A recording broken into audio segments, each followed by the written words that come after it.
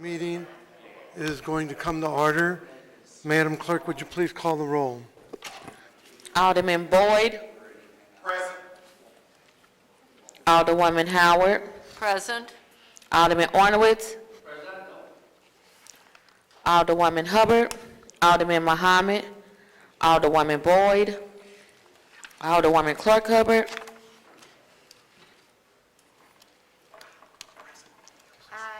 Present. Chairman Vaccaro. Present.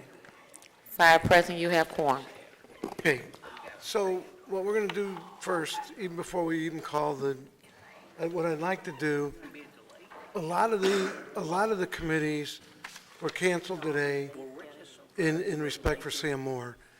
We didn't cancel this one because we had outside people coming, but what I would like to do is start off, if we could, with just a moment of silence in respect for Sam. I know we all appreciated Sam. I would have brought a brick with me. I got one in my office. They called him the brick. But if we could just, moment of silence, I would appreciate it.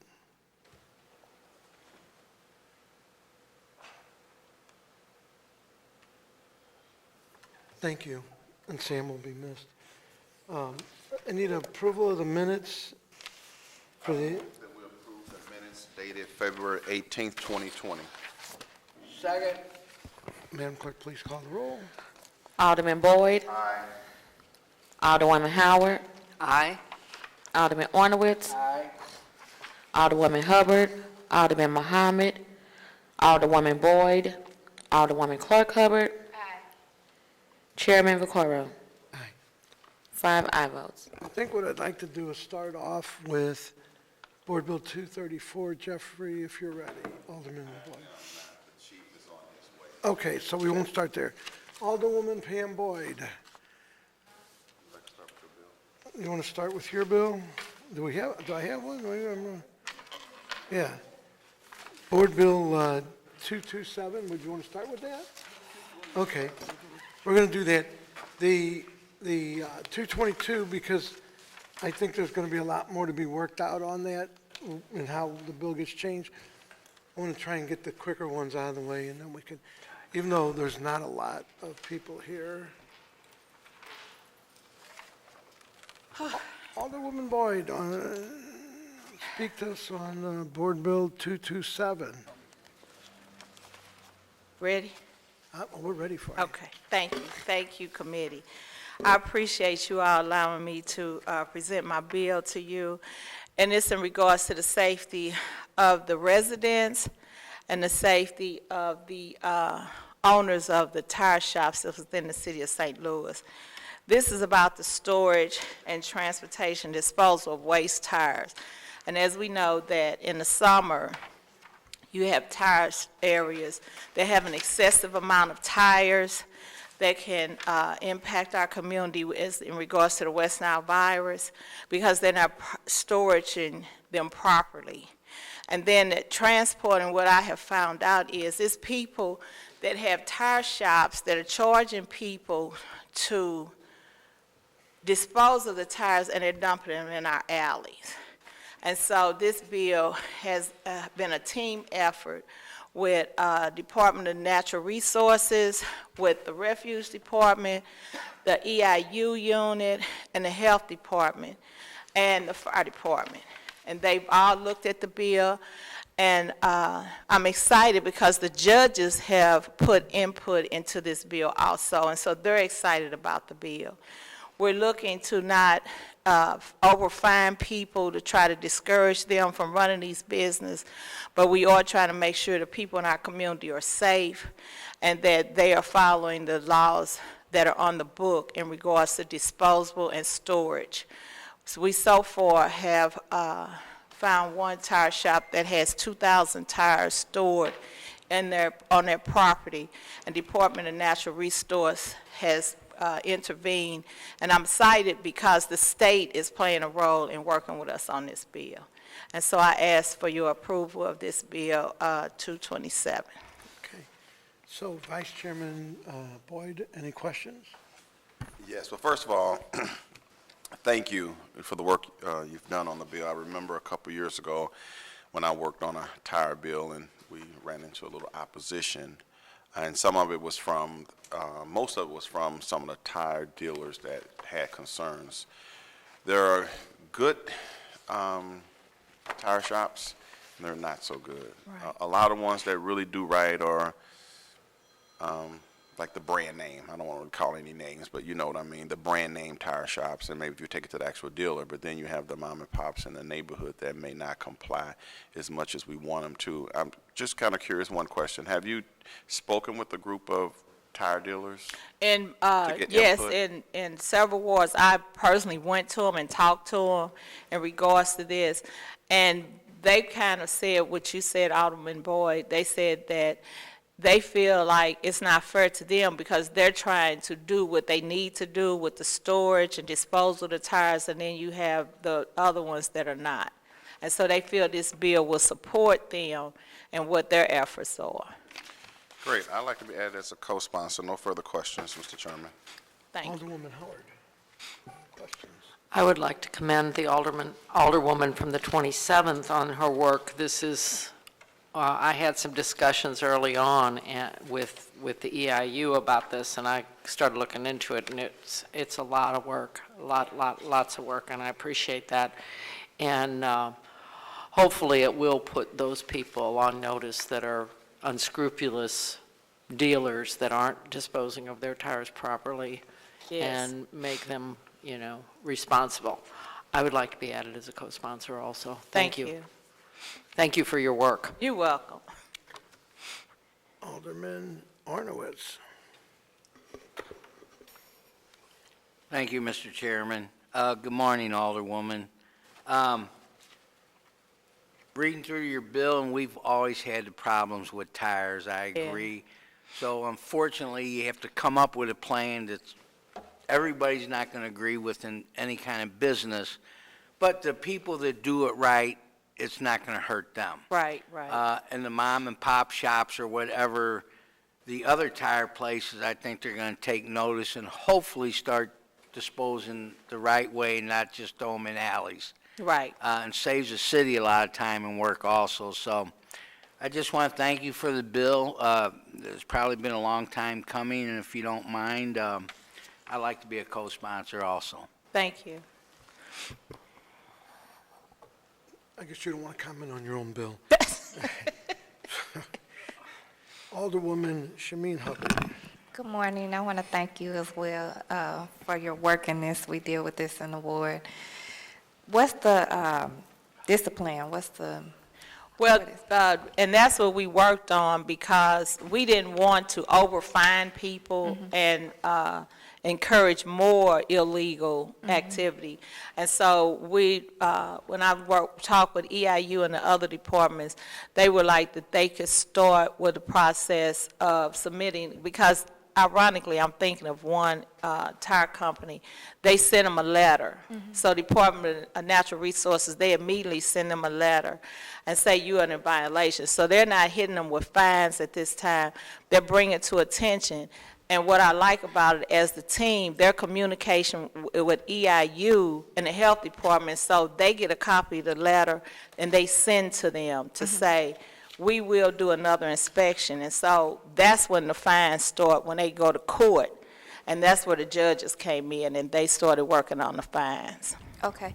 And so how is the process started? Is it a complaint from a constituent or from one of us, or? It's either or, it's us, the constituent, but what we did, we took the companies that are registered as tire companies that have, they sell tires or they change tires.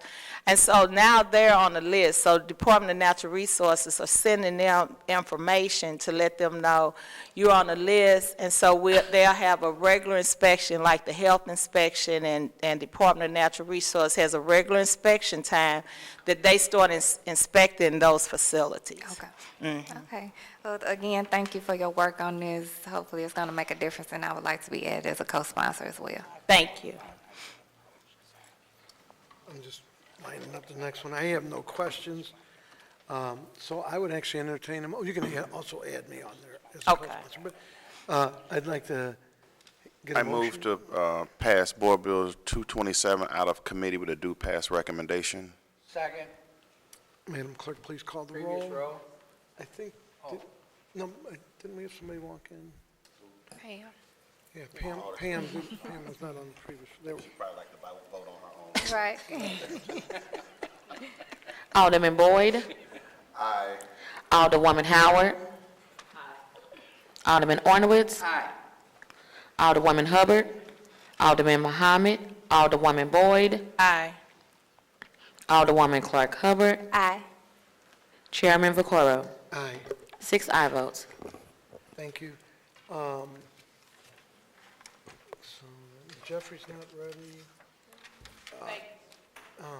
I think we'll go ahead and, my plan was to do this one more toward the end, but What's that? because we did Pam, let me just look at this. I'm waiting for Kara Spencer on her bill, so I think what we'll do, we're going to go ahead and go with 222. There's just not a lot of people here to comment, and the sponsors of the other two bills are not here. So, yes, if you'd like to, and then I know, Dave, you represent the Realtors, so if you'd like to speak on, and anyone that really wants to speak would be able to speak on And who's this speaking? Oh. it.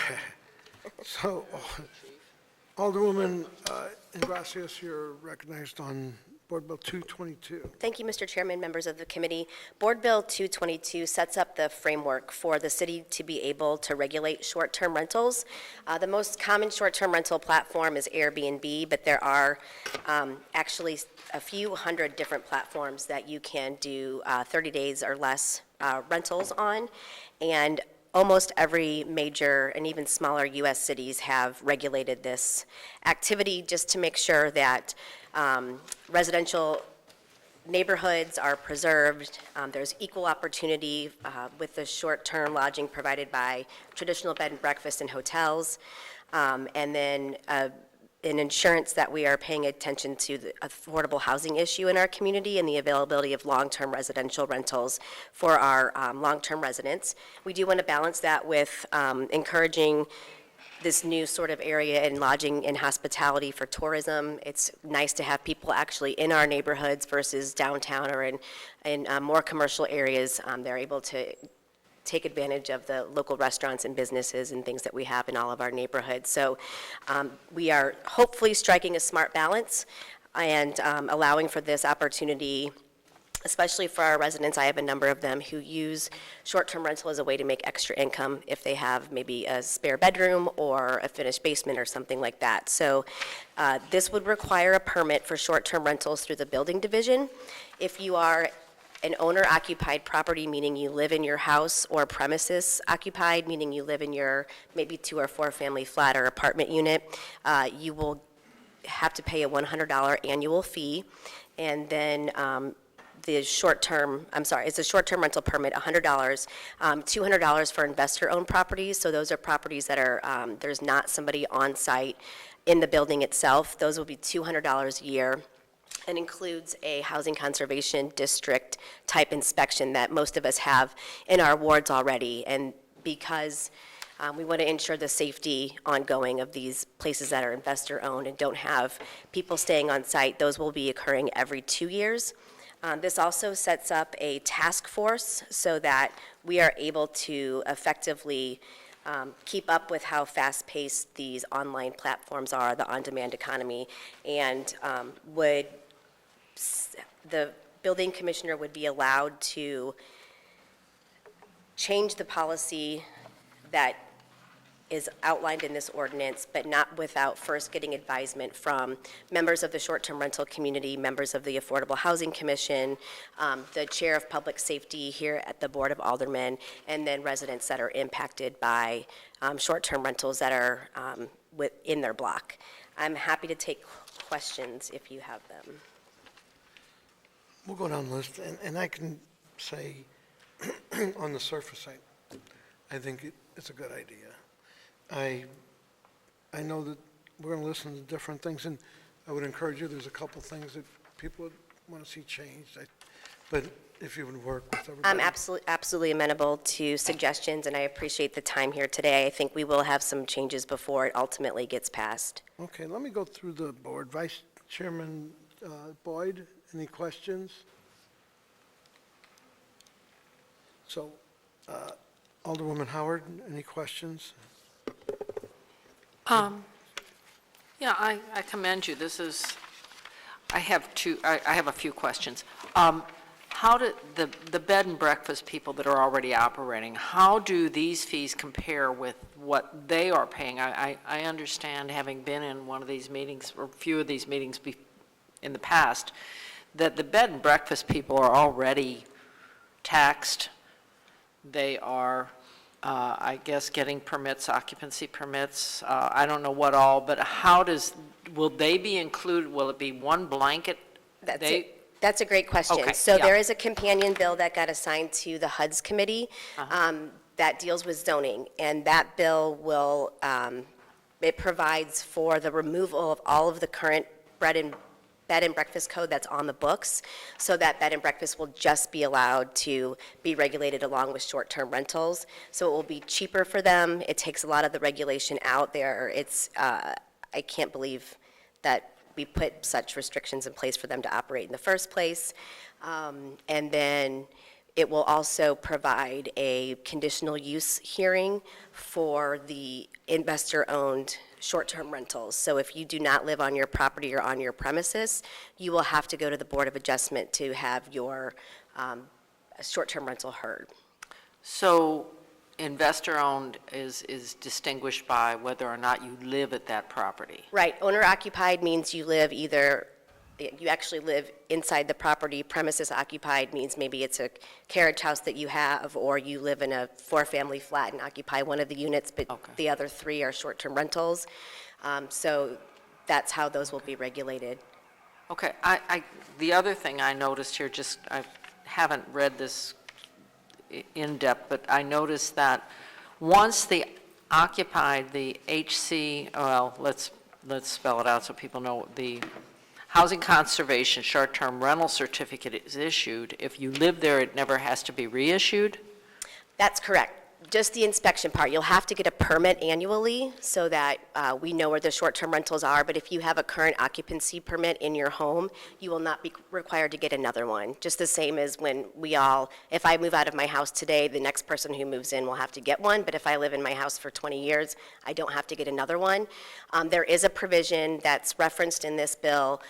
It's called the Notice of Reinspection, and so at any time, the city does have the ability, if complaints are received, and they think that the concern rises to the level of a reinspection, they can reinspect the property. So if I live there, and once I'm out, so to speak, and I have my permit to do short-term rentals, I never have to stand for another inspection? As long as you're the owner of the property and living in the property, that's correct. So in other words, if there's code violations, Unless they get a complaint, just like our residential Okay. properties right now. so in other words, if I was cited for a code violation, they would have the right to inspect because I am a short-term rental and it allows people to come in. I guess what I'm worried about is the public safety of people renting a place that may not have appropriate fire alarms or things like that. Right, and I guess our thinking is that the investor-owned properties are much more likely to not be at the level that we would like them to be in terms of safety and in terms of adherence to code, but we have a provision in our current code that does not require inspections. They're complaint-based only or concern-based only for the permanent residents who live there. And I think there is some constitutionality. Okay. I just think that, if they're making, anyway, it's just my thought. It's a complicated issue. Right. Okay, thank you. You're welcome. For shedding light on that. Alderwoman Pam Boyd, any questions? And I think Alderwoman Howard asked, because I had made a note about zoning, so that was an issue. And so the other question I had, to be qualified for this, is there any certain guidelines that they have to go through to be qualified for a bed and breakfast? You mean currently on the books? Yeah, there's a conditional use process. I mean, the local laws are completely over the top. Okay. And so this will level the playing field and make it more equitable.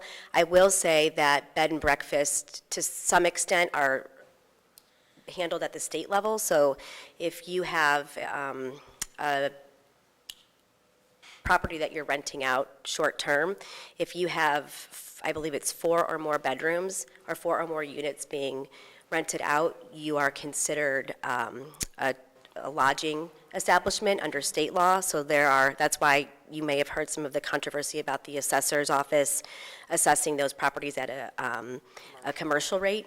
And that's why it's because of a state law and then a subsequent Supreme Court case.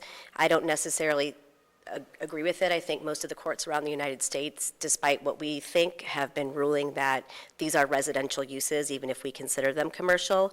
That being said, whatever we can control for bed and breakfast here at the local level, we are removing and just having them regulated as short-term rentals.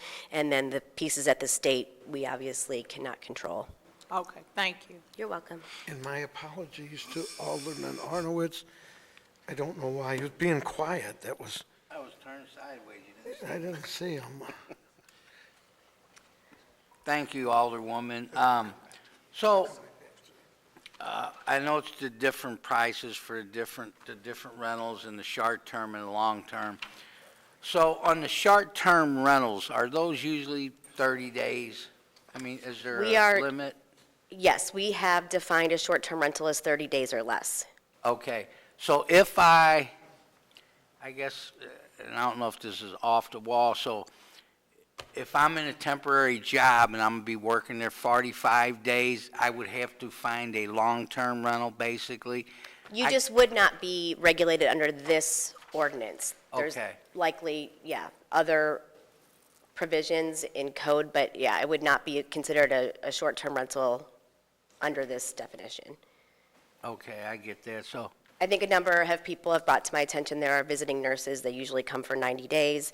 There are also issues with places like the Ronald McDonald House, if you have a sick child and you're staying in town, and those would not be impacted.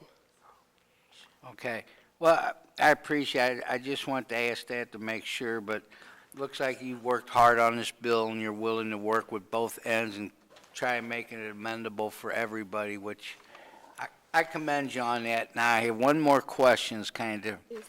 So if I have a she shed, could I technically, legally rent that out as a short-term rental? I guess it depends on whether or not it's to city code. Okay, I'm just messing with you, but, If you have one, I might consider renting it to get well, away I was from my thinking about kids. buying one for my wife, and then I could rent the house. So, okay, thank you.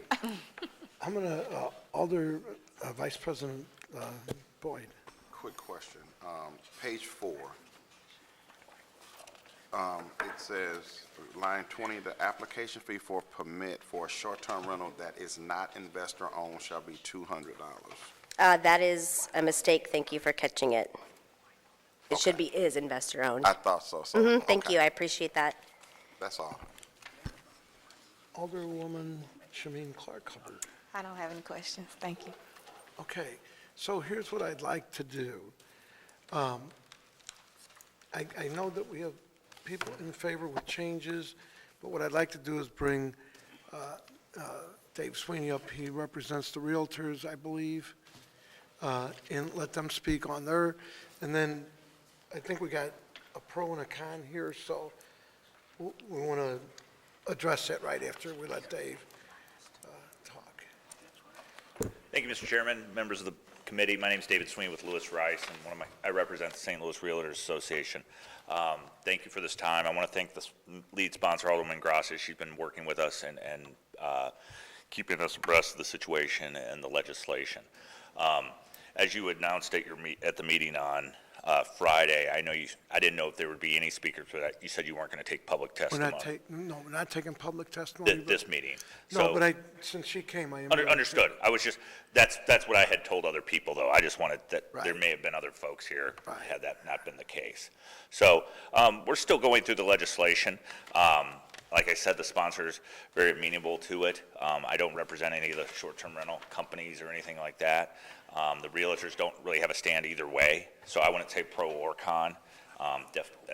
We're just, it's nothing the association itself has taken up. It's obviously something that several of its members do, as do many residents, or some residents in the city of St. Louis. So we'll continue to work through that, and hopefully folks that have a more of a passion for it, whether for or against, will be here at the next meeting. Okay, does anyone, I can go down the list, actually. Oh. Vice Chairman Boyd, any questions for Alderwoman Howard? No questions. Alderman Larry Arno, which I didn't forget you this time, I'm following the list. Alderwoman Pam Boyd. No questions. Alderwoman Shabine Clark Hubbard. No question. And I don't have any. Thank you so much for Thank you taking your all. time. So Alderman Oldenburg, do you have something you want to say? No. Okay, so, this young lady came, and so we're gonna hear from her. So I would just need you to sign your name, and this is going much better than I thought. Chief, we're gonna have you up next in about a minute or two. They just need that for the minutes. It's not, it's just for our minutes. It don't matter.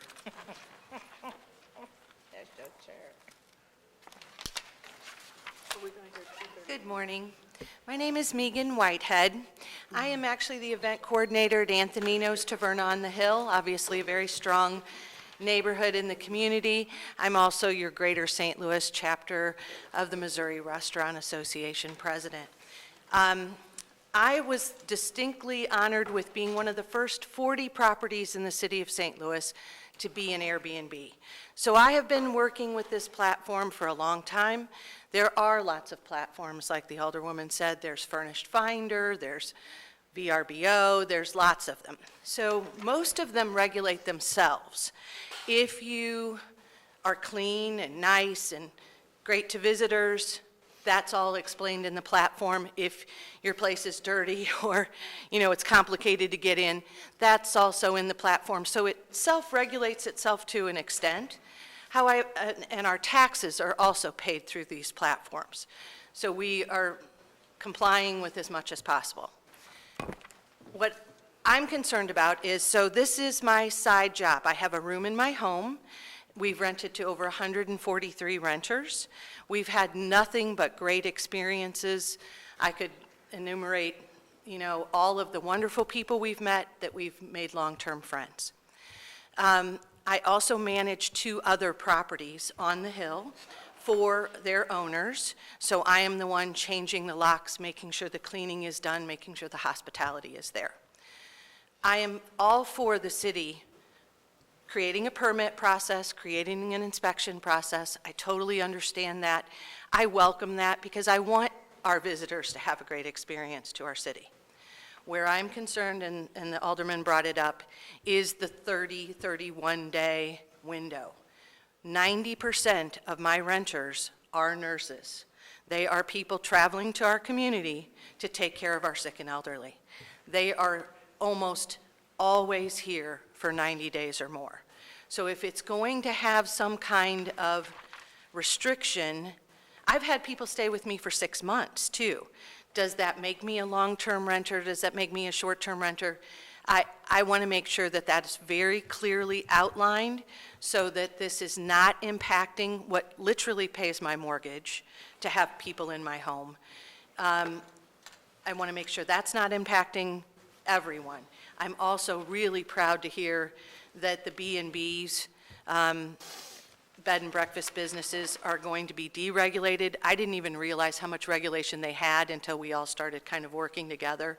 So I think that's going to, like she said, level the playing field for a lot of hosts and people that are welcoming visitors to our town. But part of it is that we do welcome people into our community that are here to take care of shortages within our hospital staffing and stuff. So thank you for hearing me. I appreciate it. Also, I understand there's going to be a task force I would like to be in contention to be a part of that task force. Okay, I realize he doesn't represent you, but I would really talk to Dave Sweeney and to the sponsor, just to kind of let them know, because this is just the beginning of this, and we're not voting on it. Right. We're going to take public testimony. It'll probably be a couple meetings before we actually vote on it, when the bill matures to what seems to Sure. be best. I just appreciate the considerations for those of us that are in the community trying to make this, a great place for our visitors. And I've talked to, the people at the Holiday Inn and the Drury Inn, and they're like, your little Airbnbs do not impact our business. But the alderman pointed out that there was, some kind of murder at an Airbnb on New Year's Eve. Well, look at the crime in the hotels too. It's there, so actually letting people into my home, I have a much better read on, who they are, where they've come from, other people that have hosted them, and obviously know what's going into my house that I haven't fully vetted. So, and the same with when they stay in the other properties. So, And we appreciate it. Did you park in the big giant parking lot? Did you park in the big parking lot? I did. We'll validate your parking. I thank just you. have to get somebody to walk you Okay. over. Thank you very much. I appreciate that. Oh, yeah, I am so sorry. Yeah, Don't if you go have any nowhere. questions.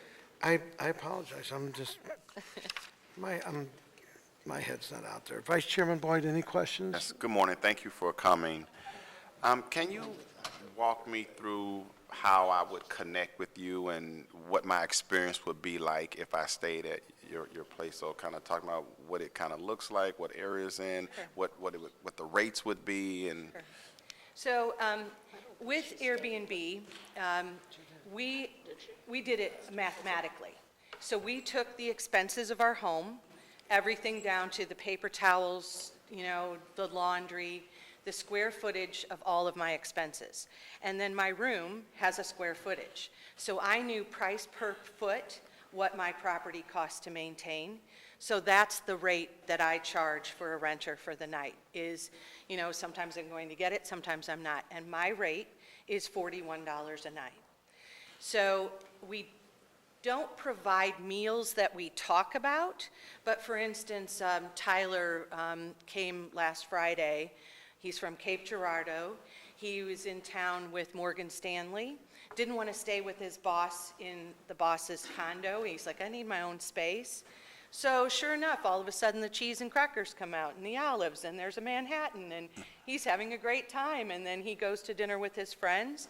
And Tyler is, in Cape, and now we've made a new friend. We've connected off of the app to say, hi, when's your next trip? Being a super host, for instance, one of our favorite guests, my parents have dinner at the house at 6 o'clock. I get a text on the app.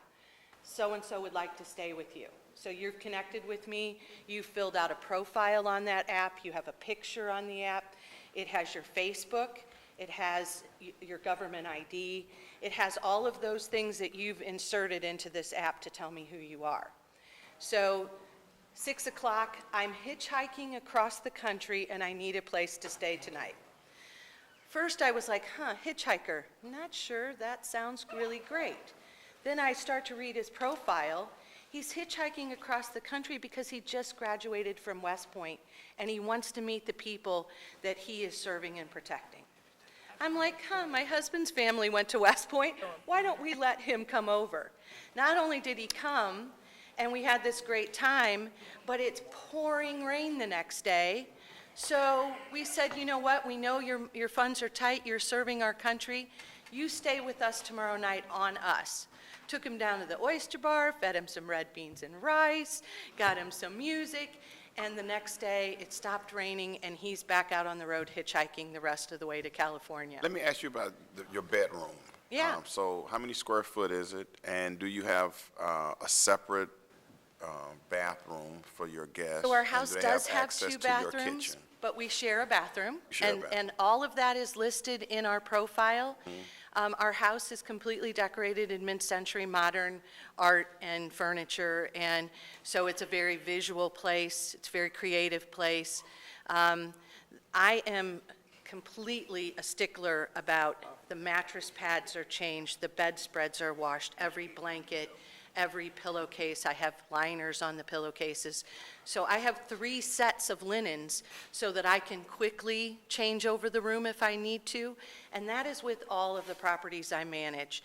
I go in with basically a white glove and make sure everything is kept completely clean and And this beautiful. is owner occupied, right? You I stay live there. in my home, Right. but I manage a 1-bedroom and a 2-bedroom property.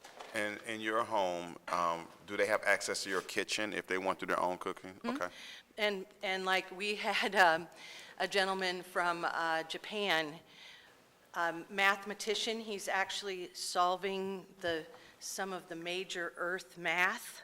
I mean, this guy was brilliant, right? So he comes and, so he sets out on the dining room table and he works for a few hours, and then, he comes in and can cook in the kitchen, or, usually if we're cooking, we'll send our guest a text and say, hey, there's meatloaf for dinner if you want to join us. And it becomes very familial and comfortable, whether they're there for a night or, there for a month, Sounds good. Thank you. We'll see if any other committee members have Sure. any questions. Alderwoman Howard. I'm sorry, I missed your name. Megan Whitehead. Megan Whitehead. So you mentioned something about nurses that you lease to or you rent to, or short-term rent, whatever we're calling this Sure. anyway. They pay to stay. And so, but you do your business through what platform? So there's a couple, Airbnb being our primary one, Furnished Finder. So that is pretty much a nursing website when they're looking for furnished housing, when they're Okay. coming to town. Because I've been doing this now for about 3 years, I also have gone to a lot of nursing and staffing agencies, put my name on the list. If you have somebody looking for housing, give me a call, I'll let you know my availability. And, manage a calendar. Airbnb actually helps us manage, you can put all your calendars into them for all of your properties, so. So, and how long have you been doing this? This is as of March, it'll be my 4th year, yeah. And I guess this isn't so are you single? I mean, I'm just No, my curious. Oh, husband and okay, so I you do this have- together, and yeah. he's a retired chef, so, Okay. yeah, the meals are pretty good if you want to come over. Let me go sign up. Yeah, Ritz-Carlton brought him to town, so. Well, that's No good. slack. That's wonderful. And how do your neighbors, do you get much pushback from your neighbors? This is so cool. So we had a lawyer from London here working on an innocence project, 32 years old, and she was here with a group of 12 other people that the law firm put up in their condo. They literally were putting pallets out in the kitchen for them all to sleep, and she's like, I'm not 20, I'm renting an Airbnb. So she came to live in our home for a month, and our neighbors had never met anyone from London, African American, never heard of such a thing, so they were so excited. My husband did high tea, made all of the crumpets and little high tea desserts, and we had all the little neighbor ladies come over and have high tea. And we had the best time, so that when I'm having someone come, I'll tell my next door neighbors, hey, so-and-so's coming from Pakistan, or they're here from Brazil, and it is literally world travelers. And, like for a lot of my nurses who are there for 30, 60, 90 days, they don't want to stay in a hotel. They want to come home to a family. They want it to smell like cookies when they walk in the house. They want that human contact that is not just, oh my gosh, I'm at work and now I'm sitting in some sterile room the whole time I'm here. Is it So more economical also? I'm $41 a night. I'm like, Hotels- any hotel here in the city is probably at least 100. Now, they pay unless a you, little bit you know, more than that the because they Railton. pay the taxes and they pay Airbnb a fee, which is, less than $10 usually for an entire stay. So their total fee would be more than 41. They might be up around $60 a night, which is still a savings. Still very Yeah. affordable when, you have a stipend for housing and. Now, does and we that include- change if, in other words, if they're coming, they're going to be there a few months, is it less? There are discounts for weekly and monthly Okay. stays that we've built in. Okay. The monthly stay is about a 40% discount to that, so, very affordable. And, literally, these become relationships. Molly from the East Coast stayed with us for 6 months, and, oh my gosh, I'm here, I've never been to Graceland. I'm like, let's get in the car, let's go to Graceland, you know, so we did. So this is, this is a very rewarding experience, not only having been in the hospitality industry my whole life, but again, paying the mortgage means that we can have a vacation, or we can, do improvements to the house, so those are important. Plus, you've got a full-time job, sounds like. I have a couple. Yeah. Well, thank you very much. Thank you. All right, Okay, you done? I'm done, yes. Okay, Ornowitz, don't see him. There he is out there. We'll come back. Alderwoman Pam Boyd, No question. Thank you. Alderwoman Well, Clark thank you for Hubbard. your time. No questions. Thank you. okay. Well, thank you Appreciate very it. much. Thank you, Thank you. everyone. Oh, did you want to testify? I had a question. Yeah, I thought you wanted to testify. Yeah. Thank you so much, members of the committee, for hearing this bill today, and thank you, Alderwoman Ingrassia, for bringing it. I wanted to bring some perspective from my constituents that have reached out on the issue. I know we had a couple of town halls about a year ago, and there was a lot of interest in all of those, and I know a lot of you have been working on this bill. So we had some incidents around New Year's, around Christmas, that involved Airbnbs, people renting them for really low cost and having parties in them, and then us having some pretty significant criminal incidents, and one of them resulting in I think it was a triple homicide that New Year's Eve. And so there's a real hunger for people to have some sort of basic regulation, and I think this bill accomplishes that. The main concern that my constituents had was, who do we contact? How do we know if there's an Airbnb on our block?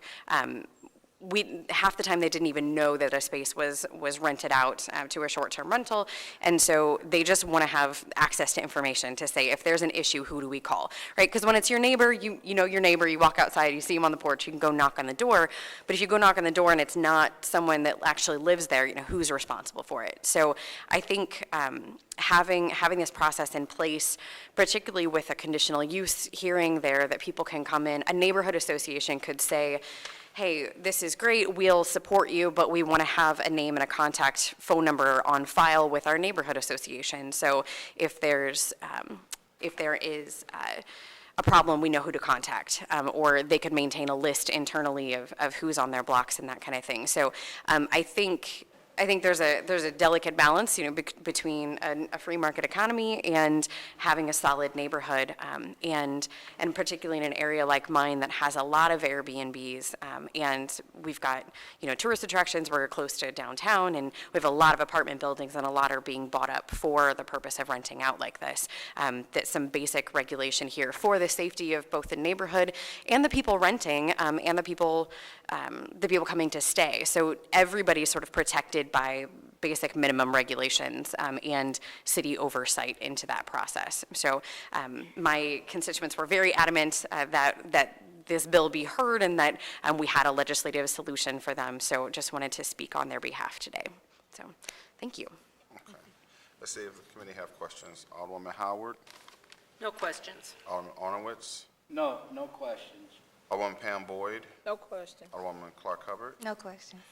So I have a question. I want to make sure I go back to, you said people are buying up apartment buildings and they're turning them into Airbnbs? Yes. Yeah. So that would be more of the non-residents category. So people are buying them up as investment properties and then renting them out, and they do make a good bit of money off of that. So. How many units typically? It depends. So there are whole homes that get rented out. There are 4-family buildings that maybe 2 of them are Airbnb, 2 of them are long-term rentals. There are 2 families. It kind of varies. So I've got a lot of 4-family units over by the Botanical Gardens, for example. I know that there are some of those buildings that are purely Airbnb at this point, and there's some around in the Shaw neighborhood as well. So some people just rent out their basement, some people buy whole buildings. So in a case, because I want to make sure I understand more about it. So in a case where they took a 4-family flat, is the owner on premises? Not all the time, no.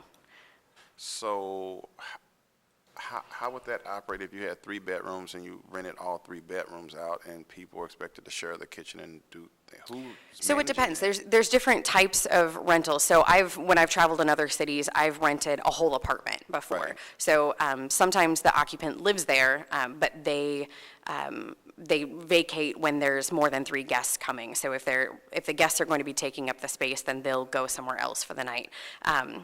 Sometimes they'll rent out just a bedroom, that kind of thing. So they're all different. Every listing is different, and that's kind of the nice flexibility about these companies and the ability to do this. I guess I would have concerns about someone taking a 4-family flat and it's used exclusively for that. That would be problematic for me Right. because that sounds commercial. Sure. If you want a hotel, get a hotel. I could see that being kind of disruptive in a neighborhood. Right. So I didn't see anything in this bill that would address that.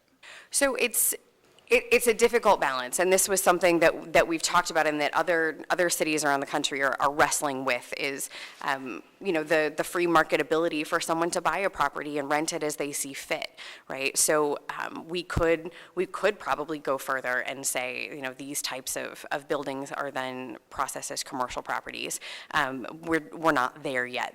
I view this legislation as a healthy compromise to start with, so it may not be, there might be ways to strengthen it, there may be ways to adjust it once we go forward, but I think it's a good start. So I don't think the majority of our Airbnbs in the city are that type of unit, but they do exist, and there's always a concern, building up a healthy block, right? You want real neighbors, you don't want just a new group of people coming in every week. It's difficult to maintain a block when that happens, so, yeah.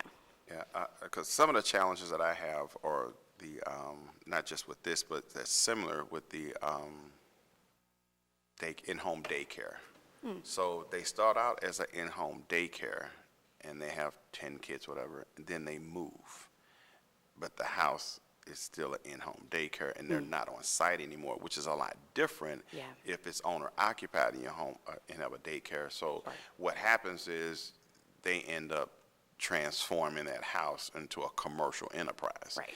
And I find that could be disruptive to a neighborhood if we let it go on too much, because you start with one house, then somebody else, another house, and I don't know, I'm just not comfortable with those type of processes. Matter of fact, when I get the conditional use letter, it's a requirement that they must live there, and if they leave, then it voids Yeah. their And- occupancy. And I think that's one of the nice things about the conditional use process is that you're allowed, neighbors are allowed to say, here's our conditions that we're putting out on this, to keep that ownership of the block together.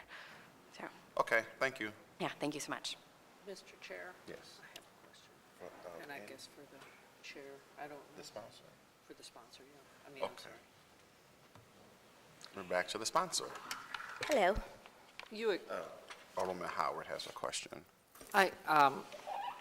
Alderman Boyd brought up something, and I just, going back to this and looking, the application for an investor-owned, which would be similar to what the Alderwoman from the 8th was speaking about, buying up properties. Now, it's $200. Once they get that, they don't ever have to pay that again? No, it's an annual fee. There's no annual assessment for somebody that's... Can you define what you mean by assessment? Well, in other words, you pay that one-time fee, and then the only thing you pay along with that are your property taxes and I guess there's taxes that are attached to this that go to the city? I guess what I'm Sure. wondering. It's confusing. So there is not a lot of clarity from a legal standpoint on whether or not we can collect taxes because of the Hancock issue. And so Airbnb is the only platform, although it is the largest platform, that entered into a memorandum of understanding with the Missouri Department of Revenue. And so they are paying the lodging and hospitality taxes that hotels pay and B&Bs pay. We found that out like a year ago or so, yeah. Right. But that's a voluntary agreement. Right. And so we're still having conversations internally within the city if it's something we think we need to put on the ballot for voters, or if it's something that we feel like we have the right to under the existing state and local legislation. And so if I have such an entity where I have a 4-family and that's all I do is short-term rentals, I get that license, I get the inspection, and I'm good to go until I decide to sell that property? That's All not right. accurate.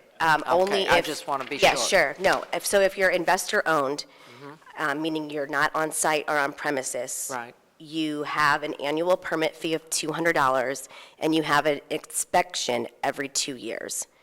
Okay, I thought I read that, but I was Right. And I wanting to will be say, I clear. think, yep, I think we all are trying to look at the landscape legally. I tend to think of an investor-owned property as a commercial use, but that's just not what the courts are telling us across the country. And so the reason that we are not defining these as commercial is because we don't think that it will stand up from a legal standpoint. The courts are coming up with rulings that are telling us that they consider these all residential uses. And No. so Go ahead. I'm just letting you know, It was my understanding, and I don't know, this may be rumor only, that some people that are doing this Airbnb or, short-term rental, for lack of are being assessed their properties being assessed commercial, as a right, commercial in that, so entity. I think, here's the situation with that. The state regulates the assessor's office, so there is a state statute and then a court case that went all the way up to the Missouri Supreme Court. And so the assessor's office here, and I believe in most of the other places in Missouri, because this is state law, not city law, if you have 4 or more rooms, you are considered a commercial property and you are assessed commercially. That being said, I think that it's likely that law gets challenged. It has not yet, because of the other cases that are happening across the country, that these are strictly residential uses. Okay, I just want a little clarity, okay? Sure, and then also just wanted to follow up on the conditional use piece. We really have to be careful. We talked about conditional use hearings for a number of rental types and settled on just investor-owned at this time because the permitting fees will allow for the building commissioner to hire another inspector and for us to use an outside entity to help monitor where short-term rentals are. But the capacity of the Board of Adjustment, they're already behind. So we just have to be very careful about what we're giving them in terms of workload. I get it. Okay, thank you. You're But these welcome. are good conversations. Thank you. I appreciate the questions. Anyone else, questions? Alderman Oldenburg, did you want to say something? Okay, because I saw you do that. Okay, so thank you so much, and we will move on. Okay, And just thanks. work with Dave and this young lady over here, Mrs. Whitehead. Say one more thing that was brought up that I want to address is security. So the security, I have exterior cameras on all of these properties, and when I manage a property, I go to all the neighbors and I say, if there's ever anything you see or hear, here's my direct phone number, or call the police. But I monitor by camera to make sure if it's 2 people checking in, that it's 2 people checking in. So just so That's you fine. know, That's fine, and there's going to be, we're going to have public testimony, but I just want to make sure you were able to today. And thank you for coming out. And we're going to go with Alderman Jeffrey Boyd, Board Bill 234. And I see you brought the fire chief with you, so I feel very, Brought the heat. I brought the fire chief. we're in good shape here. Fire chief. Mr. Chairman, members of the committee, Board Bill 234 is a opportunity to enter into an intergovernmental agreement with the Department of Social Services, Missouri Health Net Division, for a ground emergency medical transport program. And because there's a lot of technical information in this bill, I want to bring a subject matter expert to really explain it to you so that you can have a better understanding hearing from him. So we have the fire chief, Mr. Jenkinson. Thank you, Alderman Boyd. Fire Chief Dennis Jenkinson, thank you for having me down here today. What this is a culmination of about 4.5 years of work. We started on this in about 2014. We're the 8th state in the country to get the ground emergency medical transportation bill put through the state legislature. It's called the GEMT bill. And what this does on a very simple farm, it allows the St. Louis Fire Department to recoup funds for the true cost of providing emergency response capability and care. The chief of Kansas City and me worked on this for several years with the state. Last year was the first year that we received funding from it. Now, there's a lot of accounting that goes into figuring what the true and the direct and indirect costs are, which is what we had to figure. And it took a while to get all this information. It goes as far as what percentage of square foot in the firehouses are used for ambulance, what percentage of the training is used for EMS training as opposed to fire training, and the cost of the trainers, the cost of the equipment, electric, gas, anything that we use that helps us provide emergency medical response is what ground emergency medical transportation is. Last year was the first year that we recovered funding. Last year, we received an additional $2.9 million that went directly into general revenue. Okay. This year, we just submitted our request for this year's funding. And we're right at, hold on, I can't read, got to put my cheaters on. What we should receive this year is $4.3 million. So we've increased it by about $1.5 million. And the way things go is it's going to increase a little bit every year as we get better at capturing all the indirect costs. And this comes through the state of Missouri. The caveat here is we have to provide an initial intergovernmental transfer to the state to assist them with drawing down these funds. We did this last year with the help of the comptroller and Bev Fitzsimmons over there. Last year, we wrote them, and this happens on April 1st every year, we had to write them a $1.6 million check, and then one month later, we received a $4.579 million check in return. So we helped the state accumulate all these funds. The state has a responsibility of providing administrative, management, and also training back to the cities who take part in this GEMT. So we do receive some educational funding from the state, but they do manage this program. This year, April 1, again, we're going to write the state a check of $2.3 million, and then 1 month later, we get a check back for $6.766 million. So this is a good bill. This has helped the fire. This will help the fire department tremendously.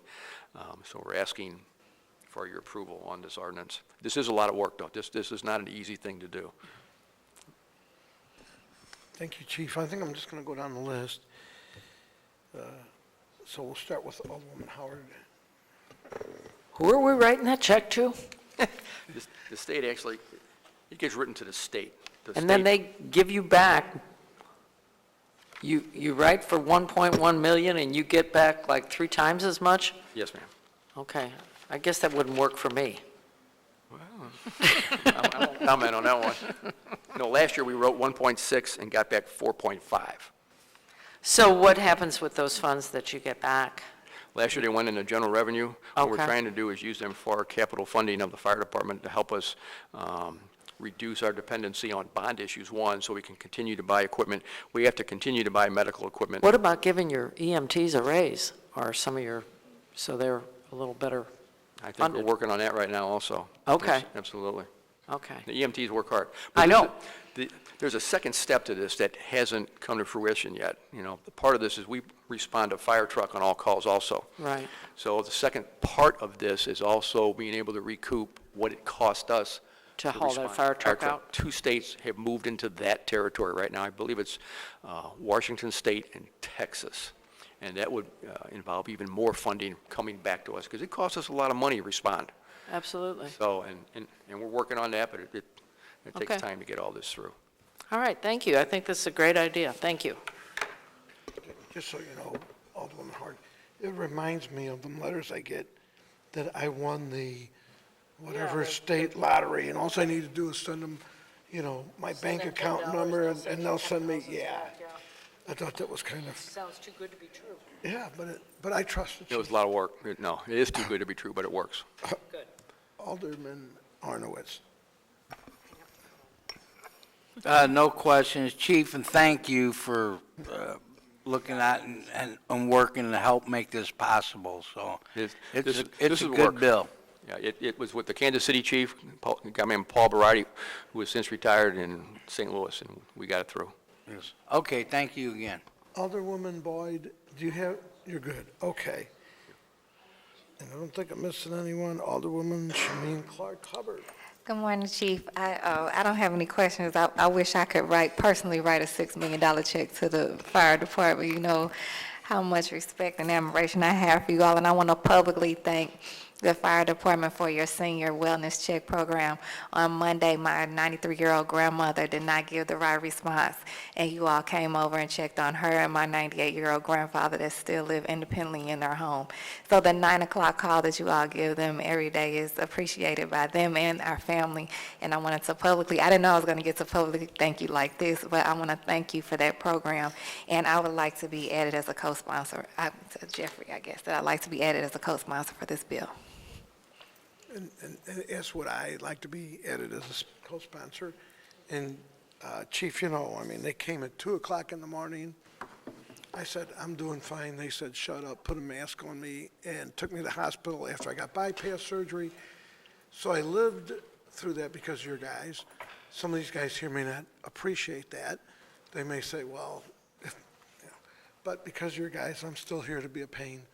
So anyway, I would say, Alderman Boyd, I mean, unless you got comments, we'll go for a vote and move this on. Mr. Chairman, members of the committee, I move to pass Board Bill 234 out of committee with a due pass recommendation. Second. Previous roll. Any objection to previous rule? I'd like to be included as a co-sponsor. Everyone that wants to be a co-sponsor, Alderman Boyd, would you want to be a co-sponsor on this? What? So Alderman Boyd, you know, Alderwoman Howard, Alderman Arnowitz, myself, Shameen, and then just, anyway, Chief. Both Boyds. So, Chief, thank you. I did, just briefly, I had asked the chief, and I'd like to do this in Public Safety Committee, but I really would like to have them come down here and do a class on CPR for the aldermen that would want to participate, and on that machine that. AED. ADD. We can do that. Sounds like what I have. We do it. ADD, I don't know. AED, automatic external defibrillators. AED, I think I got it. not A, you got I got A, yes, I got something. ADD. It's going on right now, so. Anyway, Chief, God bless, thank you so much. You know, I've tried multiple times to get a hold of, let me just check one last time. Unless someone has heard from Alderwoman Kara Spencer about her bill, it's a good bill. I don't know, she's not here to hear it, and she hasn't asked anyone to hear it that I know of. So having said that, I would just move to adjourn the meeting. Unless someone has, I make a motion with during the meeting. Second. previous roll, no objection. So we'll stand adjourned, and we'll just move hers to another day.